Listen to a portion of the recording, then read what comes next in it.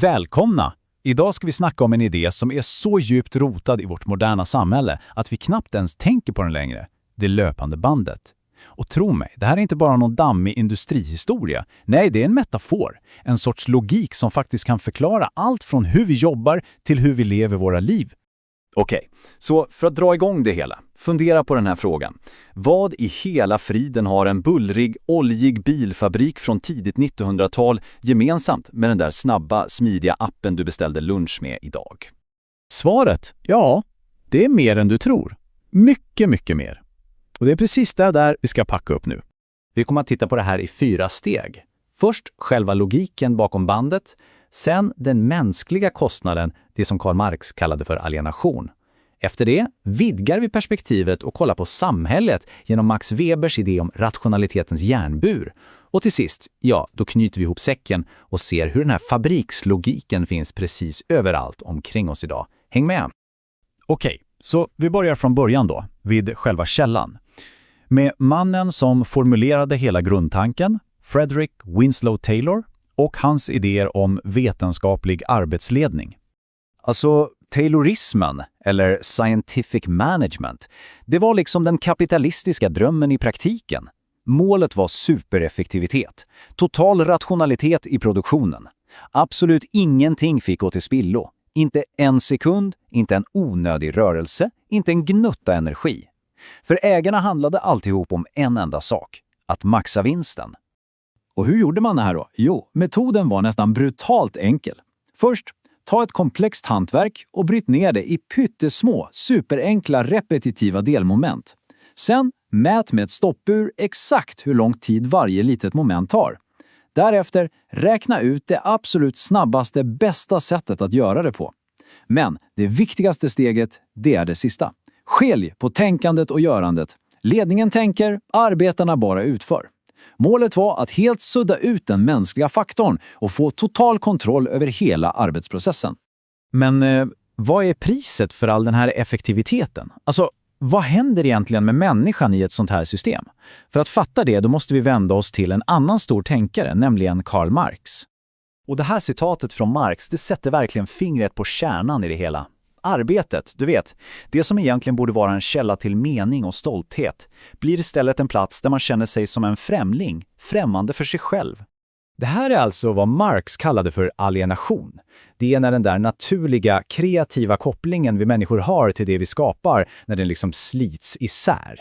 I ett kapitalistiskt system blir jobbet inte längre ett uttryck för vem du är, utan bara ett sätt att få lön för att kunna överleva. Tänk på skillnaden här. Å ena sidan har vi det naturliga arbetet som en hantverkare. Där är det du, arbetaren, som är subjektet. Du är den som skapar och uttrycker dig. Men i lönarbetet, där vänds allt upp och ner. Där blir du ett objekt. En utbytbar kugge i en maskin som bara finns till för att skapa vinst åt någon annan. Marx menade att den här alienationen visar sig på 4 olika sätt. Du blir främmande för själva jobbet du gör, för produkten du skapar men aldrig kommer äga, för dina arbetskamrater som du tvingas konkurrera med. Och kanske värst av allt, du blir främmande för din egen potential som människa. Din förmåga att vara kreativ och skapande.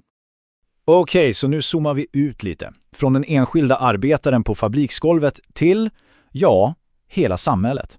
Och för att göra det tar vi hjälp av sociologen Max Weber, som såg att den här fabrikslogiken höll på att sprida sig precis överallt. Weber kallade den här processen för rationalisering. Och vad betyder det? Jo, det är när hela samhället, inte bara fabrikerna, blir helt besatt av effektivitet. Av att allt ska gå att mäta och av kontroll. Allt ska styras av regler och byråkrati för att man ska kunna förutse exakt vad som kommer att hända. Och det leder oss till en av sociologins absolut mest kända och, ärligt talat, rätt deppiga metaforer. Järnburen. Så vad är då den här järnburen? Jo, det är Webers bild av ett samhälle som har fastnat i sina egna system. Systemen vi byggde för att göra livet enklare och effektivare blir istället ett fängelse som det är omöjligt att fly från. Du och jag, vi blir bara kuggar i ett stort byråkratiskt maskineri och allt det som är spontant och kreativt kvävs. Världen blir, som Weber sa, avförtrollad. Allt är förutsägbart men också tomt på mening. Och det är nu vi knyter ihop säcken och tar oss hela vägen till idag. För grejen är den att det löpande bandets logik, den försvann inte med de gamla fabrikerna. Nej, den utvecklades, anpassade sig och hittade helt nya former. Men nu kanske du tänker, aha, men det här är ju gammal skåpmat, eller hur? Var ser vi det löpande bandet idag, i vår digitala värld? Svaret på den frågan kommer från sociologen George Ritzer. Och hans begrepp för det här är McDonaldisering. Han menar helt enkelt att principerna från en snabbmatsrestaurang har blivit den moderna versionen av Webers rationalisering och Taylors fabrik.